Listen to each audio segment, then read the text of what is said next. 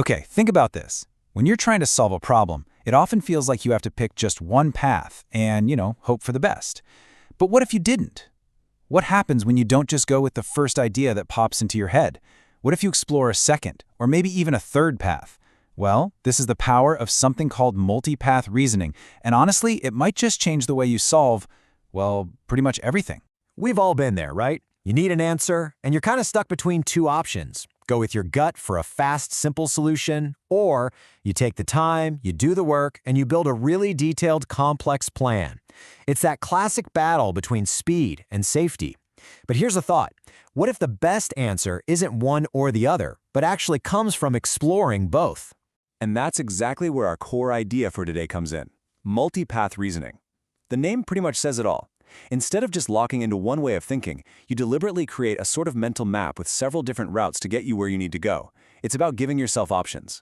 So to see how this really works, let's put it to the test. Let's make it real with a fun little challenge: planning a trip to the beautiful region of Kerala in India. This is a perfect way to see how two different ways of thinking can lead to wildly different results. Now, every good problem needs some rules. So here are our constraints. We have a strict budget of 40,000 rupees. The trip is 5 days long.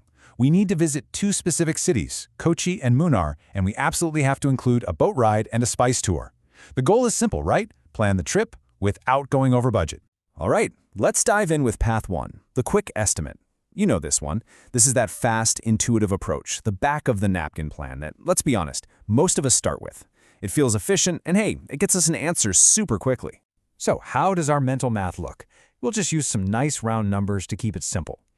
Let's ballpark accommodation at, say, 20,000, travel, maybe 10,000, activities, 5,000, and food, another 5,000. Seems easy enough. And what does that add up to? 40,000 rupees. Perfect. We hit the budget exactly. But wait a second. Look a little closer. There is a huge hidden danger here. There is absolutely zero room for error. If a single taxi costs more than we thought, or one meal is a little pricey, the whole plan completely falls apart. Yeah, that first plan is incredibly fragile. I mean, one wrong move and the budget is blown. So let's try this again. Let's explore Path 2, the careful plan. This time, no more guesswork. We are going to dig into the actual details. Okay, now this looks a lot different, doesn't it? Instead of guesstimates, we've got numbers based on actual hotel quotes and pre-booked transport. And check out the food budget. We've actually built in a 15% buffer. Now that is smart planning. That's for any unexpected costs. See the difference? This isn't just a guess anymore, it's a real strategy. And here's the truly amazing part. By taking just a little bit more time to plan carefully, we didn't just create a safer trip, we found an extra 5,750 rupees. That is a huge win. That's cash for souvenirs, an unplanned adventure, or, just complete peace of mind. So let's just put them side by side. Path 1 is all about intuition. It has zero buffer and it is incredibly high risk. Path 2, on the other hand, is built on real data, it gives you that fantastic surplus, and it results in a plan that's both flexible and secure. The difference is just, it's night and day. I mean, looking at this, the choice is pretty obvious, isn't it? The quick estimate felt easy at first, sure, but the careful plan is the one that actually sets you up for a successful, stress-free trip. You're just trading a little bit of effort up front for a whole lot of security on the other side. And look, the Kerala trip is just one example. This whole idea of exploring multiple paths has much broader benefits.